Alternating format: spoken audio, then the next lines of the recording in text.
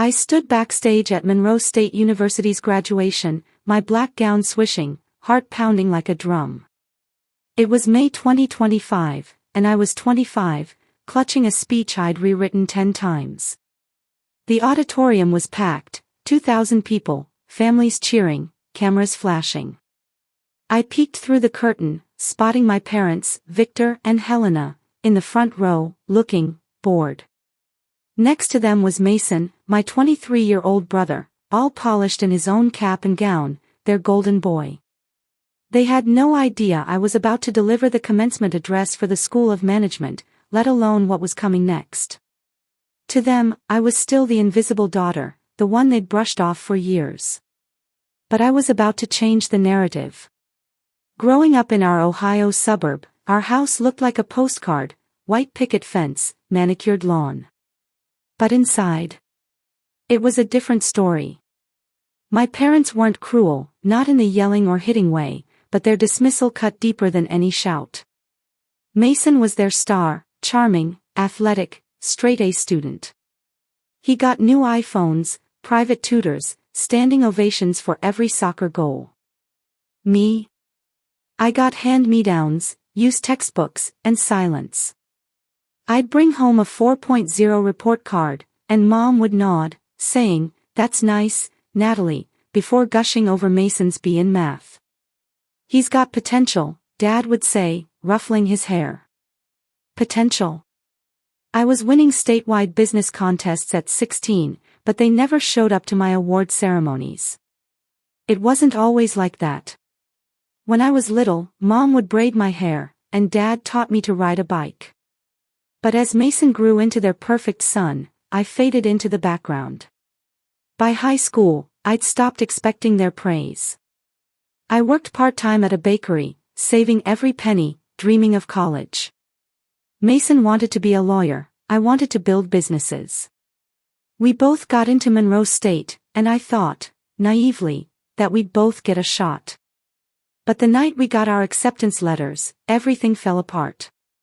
We were at the dinner table, spaghetti steaming, when I shared my news. Monroe State accepted me, full ride for business. I said, grinning. Mom barely looked up. Dad chewed slowly, then said, "That's great, Natalie, but college is expensive. Mason's going to need our help." Mason shifted, uncomfortable, but didn't speak. I blinked, confused.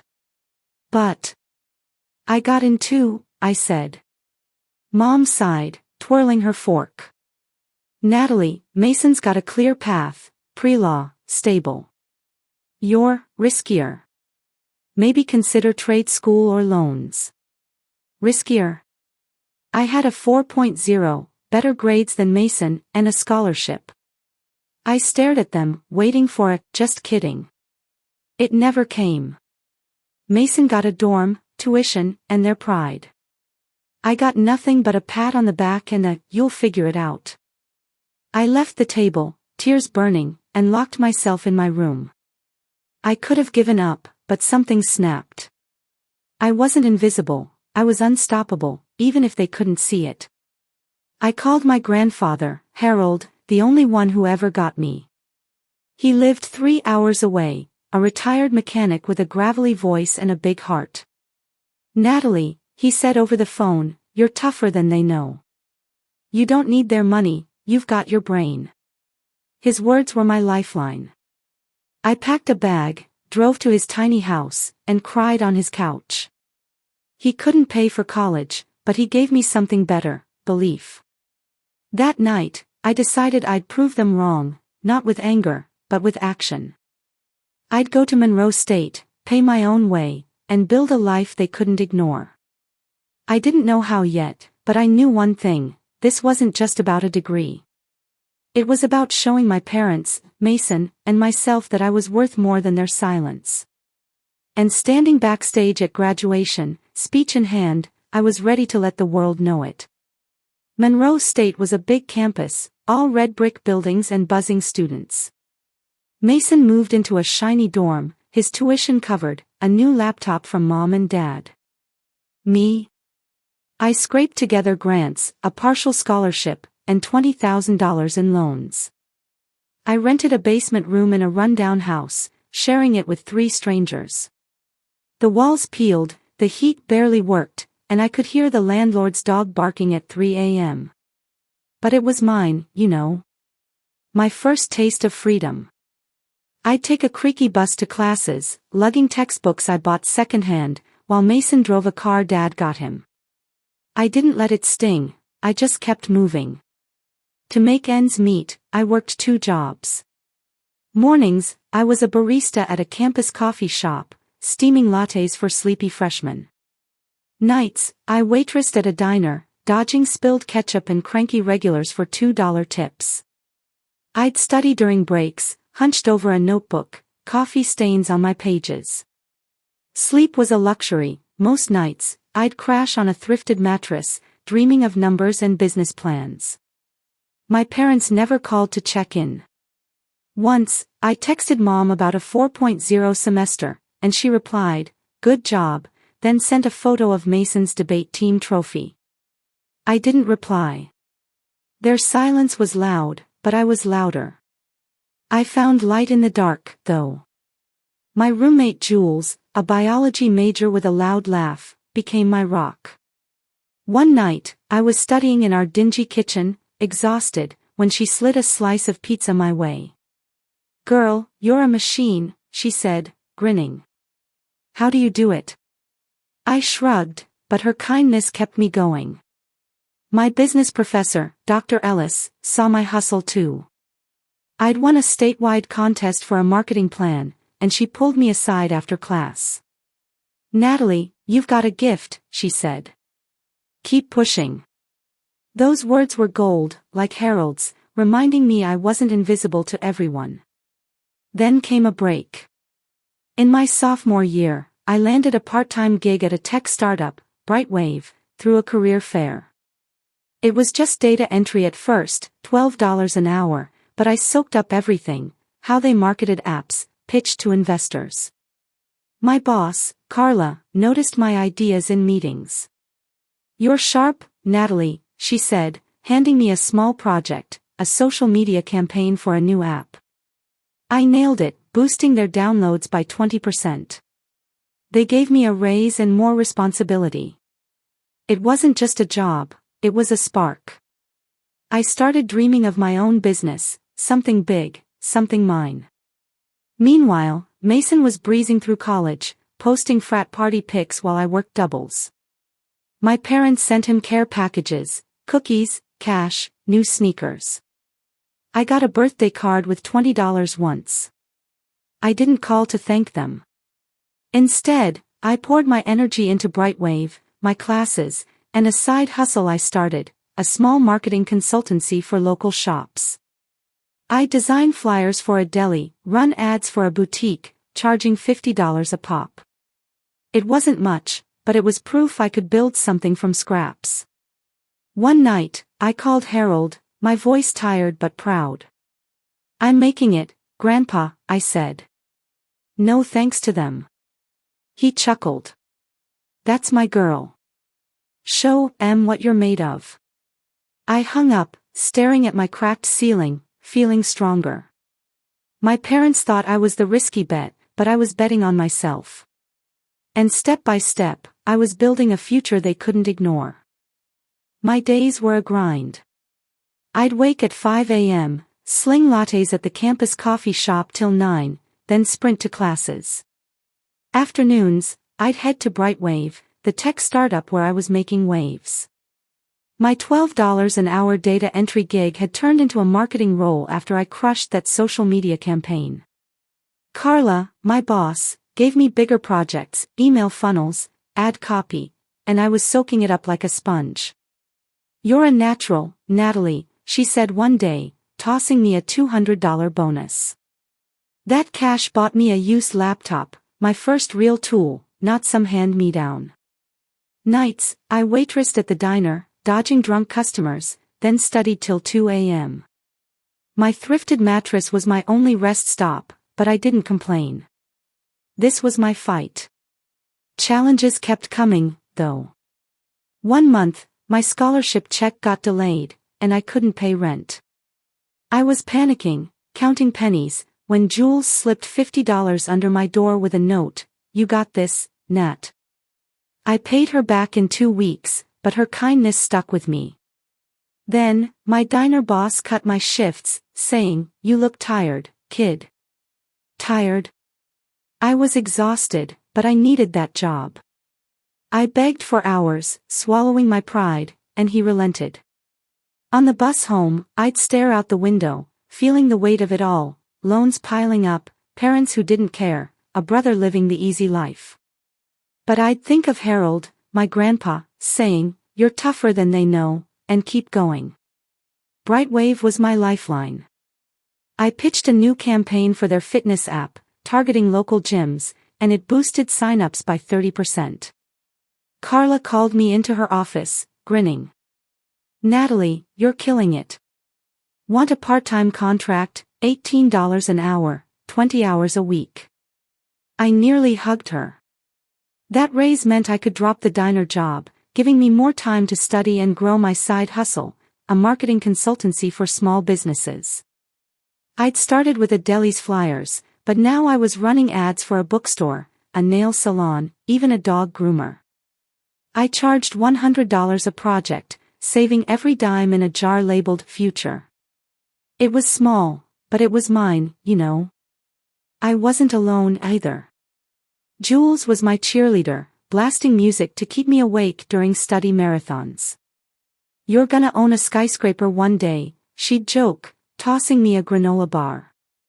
Dr. Ellis, my professor, pushed me too. I'd submitted a business plan for a national contest, and she emailed, "This is top tier, Natalie. You're going places." I won second place, $1,000, and a plaque. I sent a photo to Mom, hoping for a reaction. She texted, "Nice." Meanwhile, Mason C in history got a "You'll bounce back" from Dad. I laughed it off, but it stung. Still, I framed that plaque above my desk, a reminder I was building something real. One night, I called Harold, my voice hoarse from a long day. "I won a contest, Grandpa," I said, telling him about the plaque. "That's my girl," he said, coughing but proud. "You're outshining them all." I smiled, staring at my jar of savings, $2,000, and growing. My consultancy was picking up, Brightwave was buzzing, and I was acing my classes. My parents thought I was the risky bet, but I was proving them wrong, one scrap at a time. I didn't need their money or their praise. I needed this, the life I was carving out, raw and real. It was a chilly November night, and I was hunched over my laptop, tweaking an ad for a local bakery, when someone knocked. I opened the door, and there was Mason, 23, usually all swagger, but now looking like a lost puppy. His hair was messy, his jacket rumpled. "Nat, I need your help," he said, voice low. I blinked, stunned. "Mason, needing me? What's wrong?" I asked, stepping aside.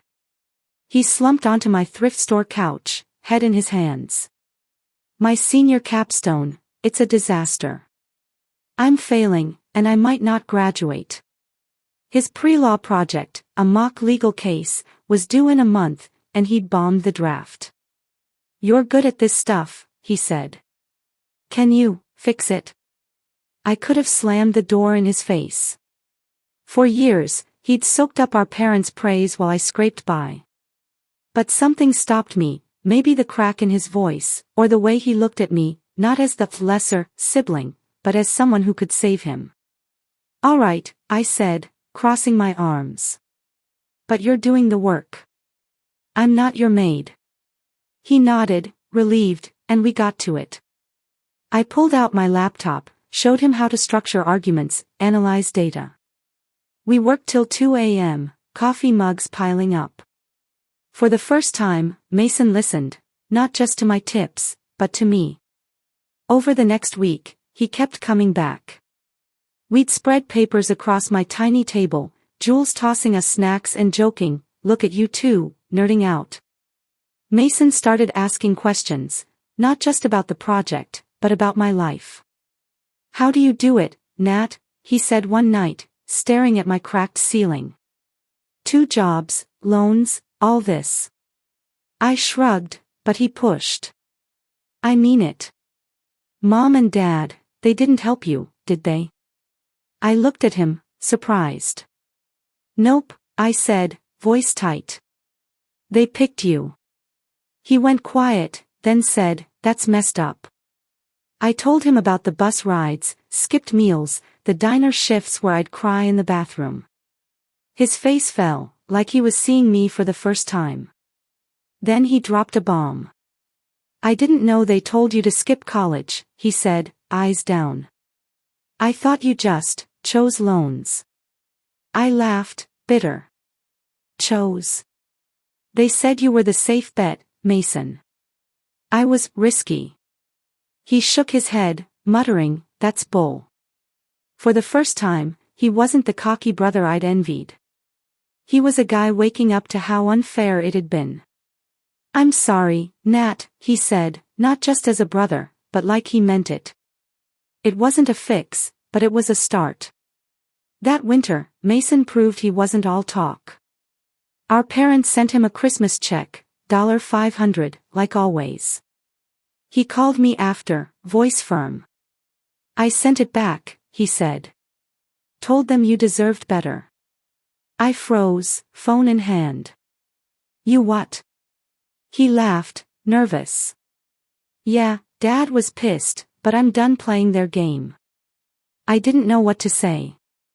For years, I'd fought alone, with just Harold and Jules in my corner.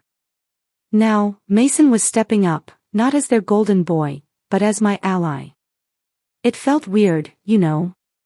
Like a wall between us was cracking. By December, his capstone was solid, A-worthy, thanks to our late nights. He hugged me before leaving, awkward but real. You're the real deal, Nat, he said. I smirked, hiding how much it meant.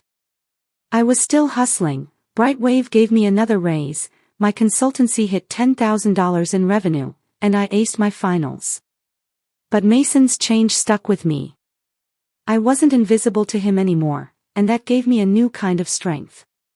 My parents still didn't see me, but I was ready to make them look, whether they wanted to or not. The past 4 years had been a grind, loans, 2 jobs, a dingy basement room, all while my parents bankrolled Mason's easy ride. But I'd built something real, a 4.0 GPA, a 6-figure marketing consultancy, and a killer job at Brightwave, where I ran campaigns that made waves. Jules, my roommate, had cheered me through late nights, Grandpa Harold had been my rock, and Mason, my brother, had finally woken up, becoming my ally after I bailed him out of his capstone mess. I'd sent my parents an invite to graduation, mentioning my speech. Mom texted, we'll be there for you and Mason. You and Mason. Typical. They had no clue what was coming. The ceremony started, and I peeked out, spotting them, Dad in a stiff suit, Mom scrolling her phone, Mason shifting next to them, glancing around like he knew something big was up. The dean called my name, Natalie Carter, valedictorian, and I walked out, head high, feeling 2,000 pairs of eyes on me. Valedictorian? Yeah, I'd earned that, top of my class, and nobody had told my parents. I stepped to the podium, my voice steady but my heart racing. Good afternoon, I said, smiling. This isn't a speech about grades or glory. It's about what happens when you're underestimated. I didn't call them out by name, but I told my truth. Some of us here weren't handed a path, I said, scanning the crowd. We built one, brick by brick, when nobody believed we could. I worked 2 jobs, lived off coffee and dreams, and turned no into watch me. The audience leaned in, some nodding, others wiping eyes. I talked about late nights, skipped meals, the professors like Dr. Ellis who saw me, the friends like Jules who kept me sane. Being overlooked doesn't mean you're less, I said. It means you're stronger than they know. The room erupted in applause, and I caught Mason clapping hard, his face proud. My parents? Stone-faced, like they'd been slapped. Then came the bombshell. The university president took the stage after me, all smiles. Natalie Carter isn't just our valedictorian, he said. She's won the National Entrepreneurship Award, built a six-figure marketing consultancy, and funded her degree entirely on her own, without family support. Gasps rippled through the crowd. He held up a plaque, my name gleaming. She's a model of what Monroe State stands for. The applause was deafening, people standing, cheering. I glanced at my parents. Dad's jaw was tight, Mom's hands frozen in her lap. Mason looked at them, then at me, his eyes saying, "You did it." I walked off stage, legs shaky, and Jules tackled me with a hug backstage. "Girl, you killed it," she whispered, her curls bouncing. They're shook. I laughed, feeling lighter than ever. My consultancy, $120,000 in revenue last year, was mine, built from $50 deli flyers. Brightwave had offered me a full-time role, $60,000 to start, but I'd already lined up something bigger, a job at Kellerman and Lane, a top consulting firm, waiting for me post-graduation. And now, the whole university knew I'd done it alone. My parents couldn't pretend I was risky anymore. After the ceremony, families swarmed the lawn, taking photos. Mason found me first, pulling me into a hug. "Nat, that was unreal," he said, voice thick. "I'm so proud." I hugged him back, surprised at how much it meant. My parents approached, slow, like they were walking into a storm. Dad cleared his throat. "Nice speech, Natalie," he said, awkward. Mom nodded, clutching her purse. "We didn't know about the awards." I smiled, cool as ice. "Yeah, you didn't ask." They flinched, and I let the silence sit. For once, I wasn't invisible, and they couldn't look away. The restaurant was one of those cozy Ohio spots, all wood tables and string lights, packed with my extended family, aunts, uncles, cousins, who'd driven in for the day. I walked in, Jules by my side, her arm linked with mine. "You're a rock star, Nat," she whispered, nudging me. I grinned, but my eyes found my parents at the head of the table, looking out of place, like they'd wandered into the wrong party. Mason sat next to me, his usual swagger gone, replaced by something quieter, almost protective. My aunts and uncles swarmed, their voices loud with praise. "Natalie, we read about you in the paper," Aunt Linda said, waving a clipping about my entrepreneurship award. "Valedictorian. You're killing it." Uncle Ray chimed in, slapping my shoulder. I smiled, soaking it up, but I felt my parents' eyes on me, awkward and heavy. Dinner started, and the tension was thicker than the mashed potatoes.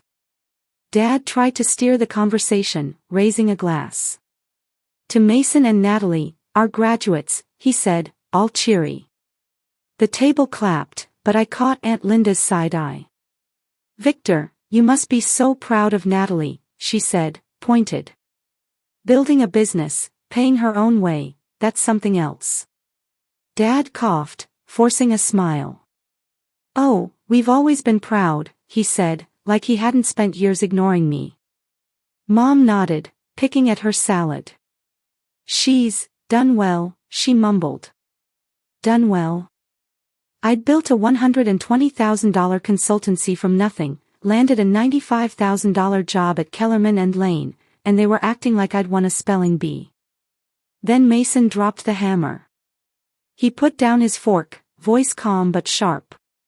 "You didn't even ask what she was doing all these years," he said, looking straight at them. The table went dead quiet. Mom's fork froze midair, Dad's face reddened. "Mason, not now," Mom hissed, but he didn't back down. "No, it's true," he said. "You paid for my school, my car, everything, but told Nat to take loans. She worked 2 jobs, Mom. Lived in a basement. And you never called. My cousin stared, jaws open. Aunt Linda nodded, like she'd been waiting for this. I sat there, heart pounding, not expecting Mason to go there, but damn, it felt good. Dad tried to laugh it off. Come on, son, we knew she'd be fine, he said, but it landed flat. Mason shook his head. She wasn't fine, she was incredible. And you missed it. I glanced at him, my throat tight. This was the brother who'd taken their praise for years, but now he was calling them out, for me. Mom's eyes darted to me, then away. We supported you both, she said, weak. I couldn't stay quiet. No, you didn't, I said, voice steady. You told me I was risky, that Mason deserved college more. I built this, I gestured to nothing, meaning everything, without you. The silence was deafening. Uncle Ray broke it, raising his glass. To Natalie, he said. For showing them how it's done. The table toasted, but my parents just sat there, small and exposed. Later, they pulled me aside by the dessert table. Dad cleared his throat. Natalie, we'd like to help with your next apartment, maybe a security deposit, he said, like it'd fix everything. Mom nodded, clutching her purse. I looked at them, calm as ever. Thanks, but I'm good, I said. Kellerman and Lane starts next month, $95,000 a year. I've got my own place lined up. Their eyes widened, like they couldn't compute it. I didn't need their money, their approval, or their guilt. I needed them to see I'd made it despite them, and now they had to live with that truth. As we left, Mason walked me to my car. I meant what I said, Nat, he said, hands in his pockets. You're the real deal. I hugged him, quick but real. Jules honked from her car, yelling, let's celebrate, Valedictorian. I laughed, feeling lighter. My parents' world had tilted, and I was the one standing tall. They'd overlooked me for years, but tonight, the power was mine, and I wasn't giving it back. I'd been dreaming of giving back ever since Grandpa Harold told me I was tougher than they knew. So, I poured $10,000 from my consultancy savings into a scholarship, the Natalie Carter Fund, for first-generation students who had to go it alone, like me. I partnered with Monroe State to launch it, and they set up an event in their alumni hall, all polished wood and chandeliers. I stood on stage, a simple black dress hiding my nerves, and looked out at the crowd, students, professors, donors, and, in the back, my family. Harold was front row, his cane propped up, eyes shining. Mason was next to him, grinning. My parents sat stiffly, hands clasped, like they didn't belong. I kept it short. This scholarship's for the kids who hear no, but keep going, I said, voice clear. I was one of them, 2 jobs, loans, a basement room. But I made it, and I want others to know they can too. The crowd clapped, some students cheering. I announced the first recipient, a shy freshman named Mia, who'd grown up in foster care. She hugged me on stage, whispering, "Thank you." I nearly cried, thinking of 18-year-old me, wishing I'd had this. Harold grabbed my hand after, his grip strong despite his cough. "You're changing lives, Nat," he said. That was worth more than any plaque. My parents showed up, uninvited but there, lingering by the refreshment table. After the event, they approached, Mom clutching a program, Dad shifting on his feet.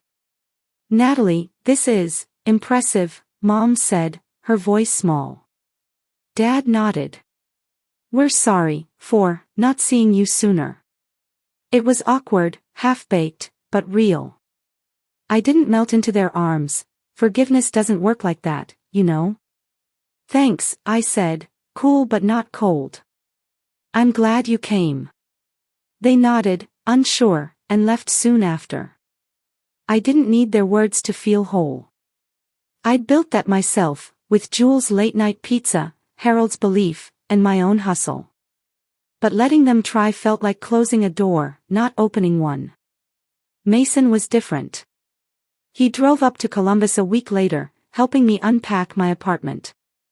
We sat on the floor, eating takeout, and he laughed about his new paralegal job. "You're the reason I got my act together, Nat," he said, passing me a spring roll. "Seeing you grind, it woke me up." I smirked, but my chest warmed. We weren't just siblings now, we were friends, bonded by truth, not competition. He'd stood up for me at that dinner, and I'd helped him graduate. We were even, in the best way. My job at Kellerman and Lane was a whirlwind: client meetings, big campaigns, a corner desk with a view. My consultancy kept humming, hitting $150,000 that year, and I hired a part-timer to manage it. I called Harold every Sunday, updating him on Mia's progress. She'd aced her first semester, and my plans to grow the scholarship. "You're a force, Natalie," he said, voice raspy but proud.